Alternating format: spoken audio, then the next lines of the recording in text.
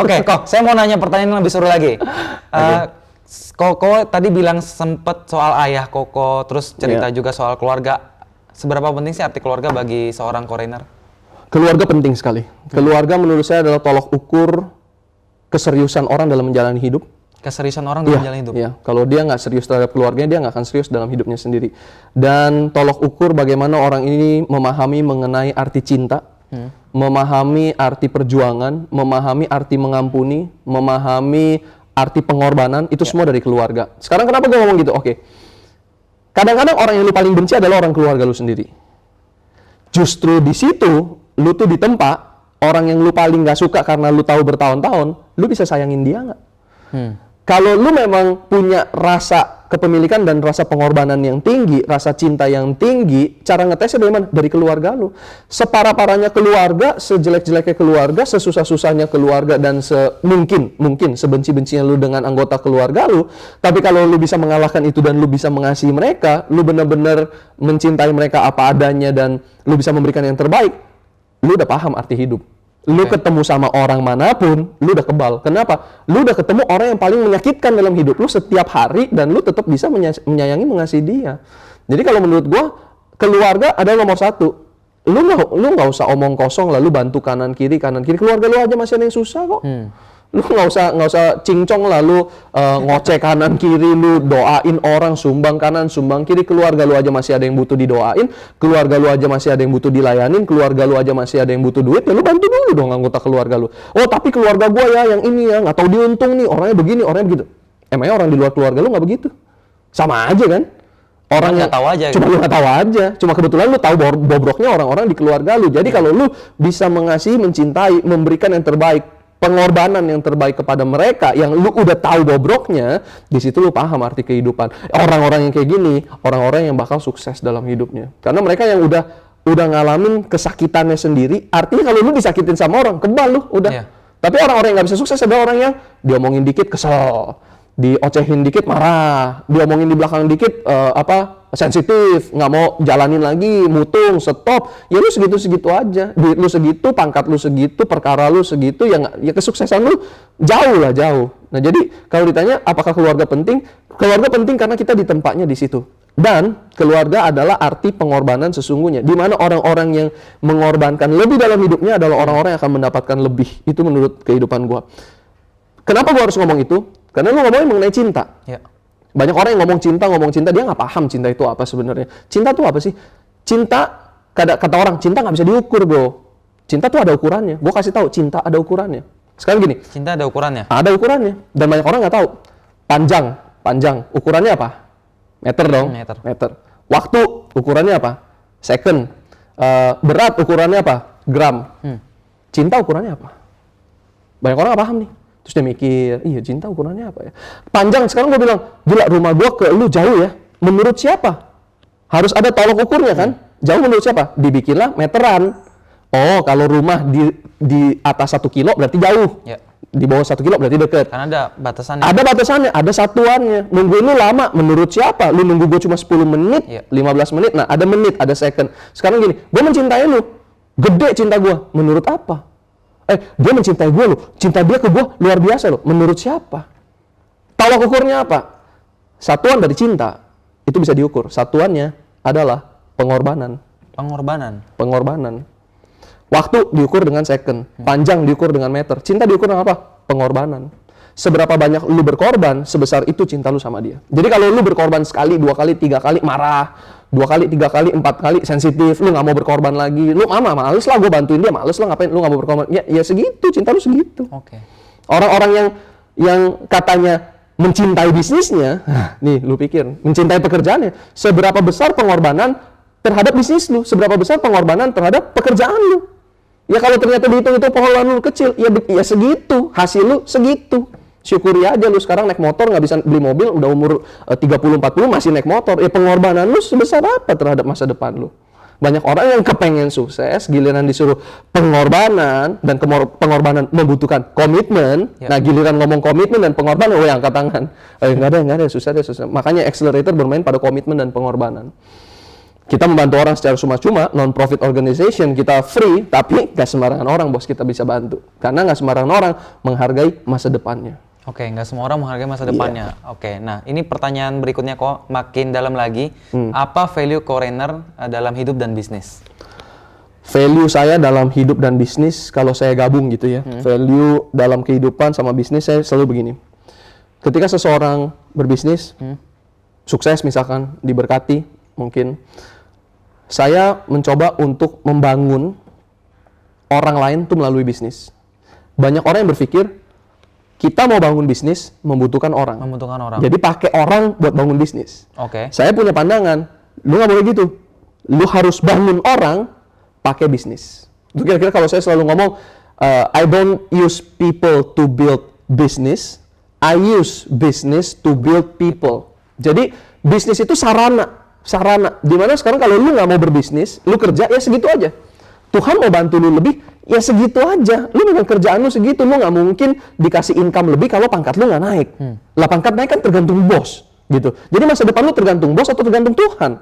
Kalau masa depan lu tergantung Tuhan, lu yang harus mengejar bekerja sama dengan Tuhan. Tuhan suruh apa? Tuhan suruh lu melakukan lebih, berkorban lebih. Tapi lu nggak mau, ya nggak bisa. Terus lu mau jadi direktur. Lu mau jadi direktur di perusahaan lu, ya antara direktur sebelumnya dipecat, atau mati, atau kecelakaan, atau dia pensiun, baru ada lowongan direktur lagi. Pertanyaannya, ada 2.000 pegawai, lu bisa jadi direktur? Kan nggak bisa. Kan kecil ya? Kemungkinannya kecil. Artinya, menurut gua, lu harus berbisnis nih, misalkan lu berbisnis. Dan pada saat lu lagi berbisnis itu, tolok ukur lu untuk menjemput berkat Tuhan tuh sejauh apa. Nah, jadi jangan sampai ketika kita hidup, kita cuma mau segitu-segitu aja, atau kita kepengen berharap lebih sama Tuhan, tapi kita nggak pengen menciptakan wadahnya. Nah, bisnis itu merupakan sebetulnya wadah berkatnya Tuhan dalam kehidupan nih. Ini apapun agamanya, gue ngomong, gue percaya orang Indonesia semuanya bertuhan, karena nggak boleh ateis kan. Ada 6 agama di Pancasila, ya lu harus mempunyai agama dan Tuhan. Jadi pada saat lu hidup, lu menjemput berkatnya Tuhan. Pertanyaannya gimana caranya? Kalau cuma dari kerja, menurut gua karena gua pengusaha, menurut gua nggak cukup dengan lu bekerja.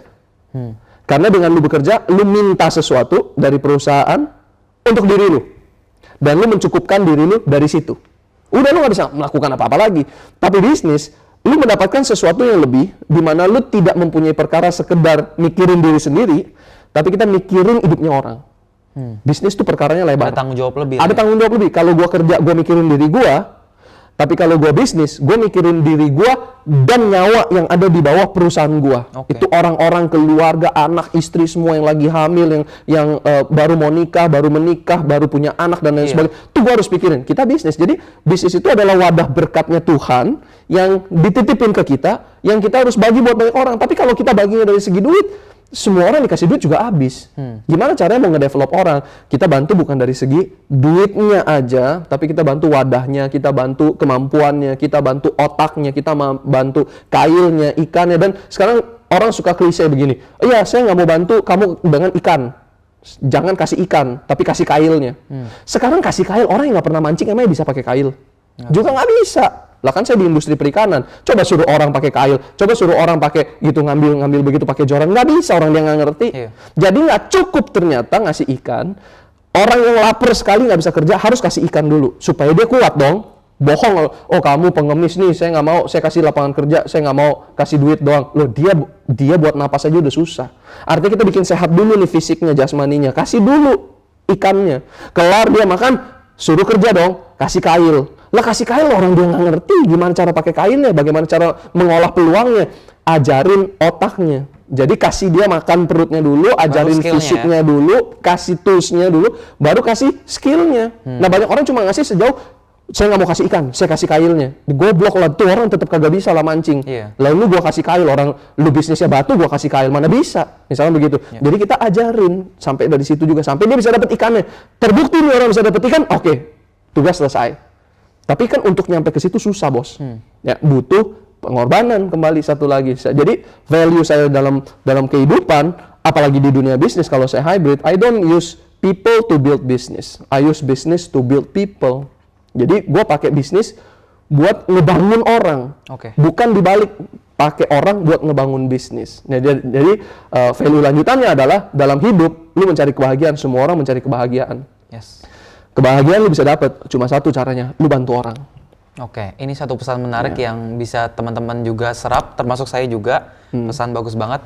Ini satu pertanyaan terakhir dan ini akan menutup sesi wawancara kita kali ini. Apa pesan Ko Rene untuk para pengusaha yang sedang menjalankan bisnis saat ini? Oke, yang sedang menjalankan usaha ya. Kalau kalian lagi mau berjuang, ini buat seluruh pengusaha Indonesia dan calon pengusaha yang ada di Indonesia. Jadi kalau mau bisnis jangan takut. Kalau misalnya kalian selama ini bisnis juga ngerasa luntang-lantung, nggak ada yang support, nggak ada mentor, nggak ada yang bantu, tenang aja. Ada kita yang hadir. Saya dengan kawan-kawan, termasuk Bro Riko juga membantu banyak pengusaha juga. Mentor-mentor di belakang layar kita dari The Accelerator juga. Tujuannya untuk mempercepat progres perkembangan dari para pengusaha. Tapi kalau misalnya saya selalu memberikan nasihat gitu ya, kalau misalkan kalian mau bisnis, satu hal yang kalian pegang dalam kehidupan, kalian harus belajar sama orang yang terbukti sudah sukses dalam hidupnya. Orang yang sudah terbukti. Orang yang sudah terbukti. Terbuktinya gini, kalian kan mau bisnis, artinya kalian harus belajar sama orang yang sudah terbukti sukses dalam bisnis. Kalau kita mau kerja, belajarlah sama orang yang terbukti berhasil di dunia eksekutif pekerjaan. Kalau kita mau belajar berenang, belajarlah sama orang yang terbukti bisa dan jago berenang. Gitu ya. Jadi sayangnya nih, ini kenapa saya harus ngomong begini, sayangnya banyak orang di Indonesia yang berbisnis tapi belajarnya sama orang yang kagak bisnis. Belajar sama orang yang pura-pura jago bisnis, belajar sama orang yang nggak pernah sukses bisnis. Mungkin dia bisnis, oke, dia bisnis, dia ada bisnis, tapi bisnisnya juga kecil. Mungkin kalau kalian compare bisnis kalian sama orang itu sama, tapi kenapa kalian belajar sama dia? Mungkin cuma karena dia lebih jago ngomong, dia lebih banyak modul-modul dari pembicara-pembicara yang dia pernah ikut. Akhirnya dia ngajar-ngajarin orang. Lebih jago mempersuasi orang juga. Iya, akhirnya dari situ dia bikin acara, dia bikin seminar, dia bikin program. Nah, banyak dari pengusaha-pengusaha Indonesia yang kejeblos ke situ. Itu kalau menurut saya bahasanya itu penjual ludah. Penjual ludah adalah orang yang ngejual ludahnya. Bukan ngejual prestasinya, bukan ngejual achievement, bukan ngejual bukti, tapi ngejual ludahnya. Bayangin gini, kalian nggak bisa berenang. Kalau kalian masuk ke air, kalian tenggelam, kalian yang mati. Terus kalian belajar berenang nih. Belajar berenangnya sama orang yang juga nggak bisa berenang. Dan dia ngajarinnya dari atas kolam renang. Ini problem di Indonesia banyak yang kayak begini. Orang yang belum sukses ngajarin sukses. Orang yang belum kaya ngajarin kekayaan. Orang yang financialnya belum freedom ngajarin financial freedom. Kan banyak tuh yang kayak gitu. Kita tahu di internet banyak.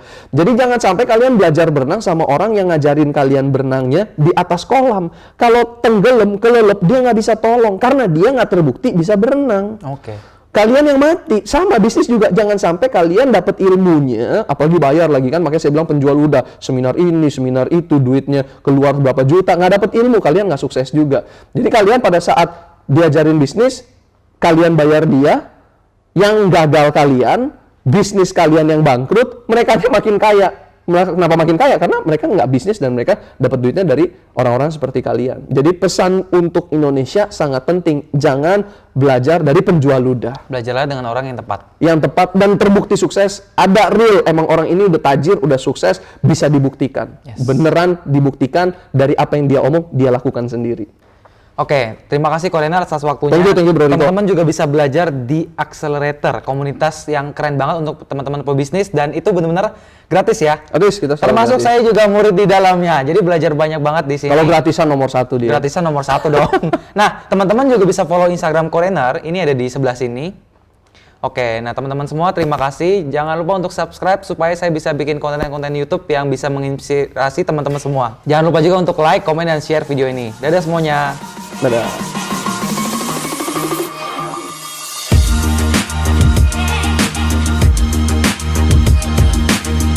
Halo Pak Rainer. Halo. Tuh, dia yang nge-cut, Bos. Saya menjelaskan diri saya dong. Ya, halo, saya Rainer Harja. Kenapa dia fenomenal? Nanya ke dia. Ke dia ya? Iya. Ini biar 1 juta viewers sih. Oke, sekarang saya penasaran banget sama komunitas Ko Rene bernama The Accelerator. Nggak, gue kalau serius, nanti kerjaan dia sedikit. Kan staff gue suka ngerjain gue kerja. Iya, Nah, selama 9 tahun berbisnis dari 2019 sampai 2018 ini. 2019 sampai 2018. Sorry kok belum makan kok. Makanya gue makan dulu tadi. Kok nggak apa-apa tuh naikin traffic. Nama gue di roast, traffic dia naik. Gua kasih dia klimaks dulu tadi. Yes, akhirnya Korener ngomong. Ya nanti kita bisa sama-sama lihat di accelerator. Gue nggak salah ngomong kan?